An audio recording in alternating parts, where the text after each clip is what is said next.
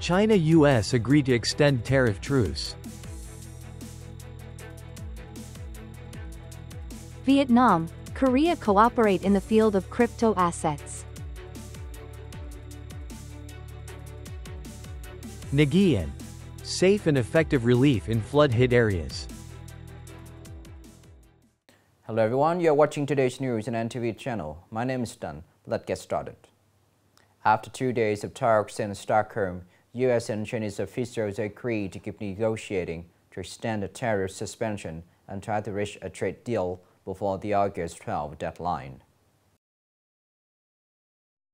Speaking after the talks, U.S. Treasury Secretary Scott Bessent said no agreement had been reached, but assessed that this round of negotiations was constructive. For his part, China's international trade representative said the negotiations in Stockholm were frank, in-depth, and constructive, according to China's Vice Minister of Commerce. The two sides exchanged views on major concerns regarding trade and the economy and planned to maintain close communication. Under the agreement reached in Geneva in May, the U.S. imposed a 30% tariff on Chinese goods while China imposed a 10% tariff on U.S. goods. The deal was due to expire on August 12, but there are signs that both sides are looking to extend it for another 90 days. Prime Minister Phát met with two executives from two leading key executives from two leading South Korean companies, Kim Hong-yeong, Vice President of Dynamo Group, the unit managing the world's third largest crypto asset exchange, and Mr. Lee Young-hoon, Vice President of Hanoi Group, a strategic partnership with Vietnam's military commercial Stock Bank. The two corporations are exploring cooperation opportunities and sharing experiences on crypto assets in Vietnam. Considering this a potential strategic market, Prime Minister Pham Minh Chinh welcomed Dunamu's research on investment in the field of digital assets and crypto assets in Vietnam and highly appreciated Hana's contributions. The Prime Minister encouraged both companies to increase their investment activities in Vietnam, proposing close cooperation with MB to contribute to the comprehensive strategic partnership between Vietnam and South Korea. The Ministry of Finance is tasked with developing a resolution on piloting the crypto asset market and coordinating to support Dunamu in its investment research. Mr. Kim Hyung-nyan affirmed that Dunamu is committed to sharing experiences and providing safe and transparent solutions to attract investors.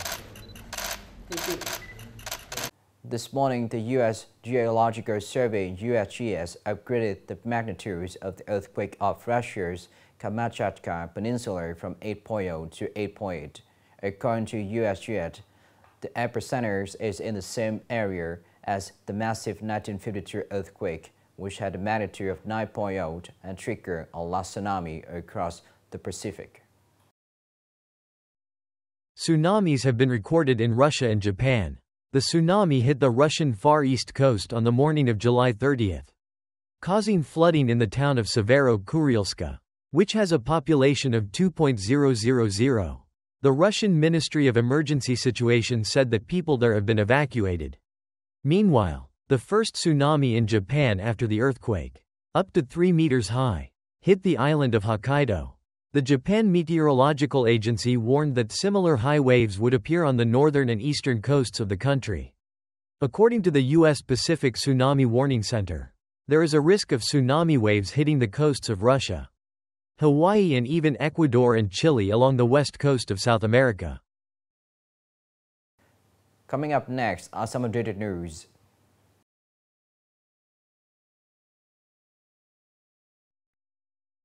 The recent devastating floods in Nghệ An, triggered by the remnants of Storm Number 3, have resulted in 4 fatalities, 4 injuries, and the destruction of tens of thousands of homes and infrastructure.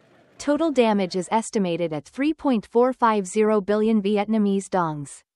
Across the province, over 7,000 houses were affected, with more than 400 completely destroyed, primarily in highland communes like Mai Li, Nan Mai, and Tuong Duong.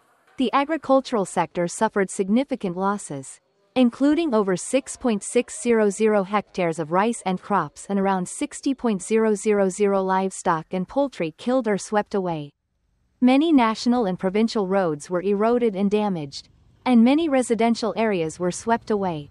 Statistical data shows the largest losses were in residential property, close to 1.500 billion Vietnamese dongs, and transportation infrastructure, nearly 1.400 billion Vietnamese dongs.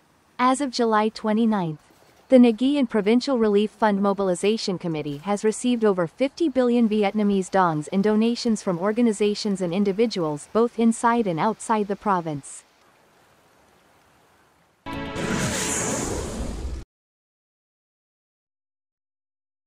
Last night, at the Gelora Bung Karno Stadium in Jakarta, the final match of the AFF U23 Championship took place between U23 Vietnam and U23 Indonesia. U23 Vietnam entered the field as the defending champions, while host nation Indonesia was eager for revenge after their defeat in the 2023 final. The match was incredibly tense, with both teams playing aggressively and determined to break through the opponent's defense. In the 37th minute, from a corner kick, Kong Phuong unleashed a low shot that the Indonesian goalkeeper couldn't save, securing the decisive goal for U23 Vietnam with their winning spirit and passionate support from fans. U23 Vietnam successfully defended their title, completing a hat-trick of AFF U23 Championship victories.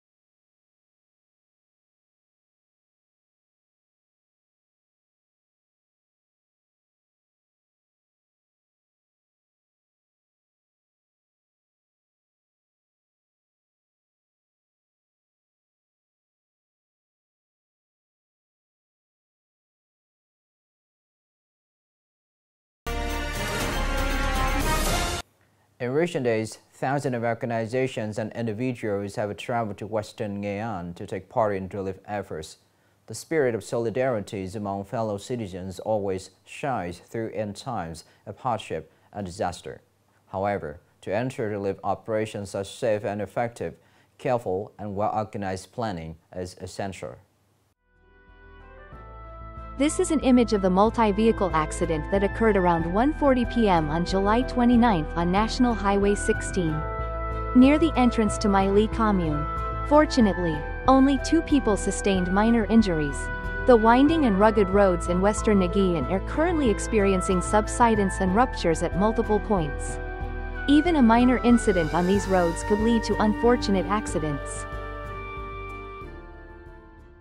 In fact, we are not familiar with the road. There are many dangerous downhill sections. We cannot be like the locals, because very few people come here. Many sections of the roads are slippery with loose earth and rocks, compounded by the winding, rugged, and long downhill stretches in the mountainous terrain. Therefore, aid groups are traveling with extreme caution. It's important to slow down at curves to ensure safety. Relief efforts are incredibly necessary and commendable. However, alongside the enthusiasm, ensuring the safety of those undertaking these relief missions is also of paramount importance. It's essential to thoroughly check your vehicle before departing. Furthermore, we must maintain a safe distance to avoid danger.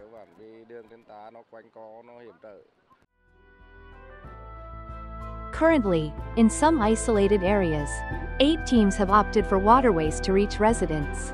This is considered the only viable option, as roads and bridges are damaged and impassable. However, using waterways for relief efforts also carries inherent risks and requires no less caution than land routes. Aid teams must thoroughly understand safety regulations and strictly adhere to instructions from functional forces to prevent unfortunate incidents. This is the end of the show today. Thank you for watching.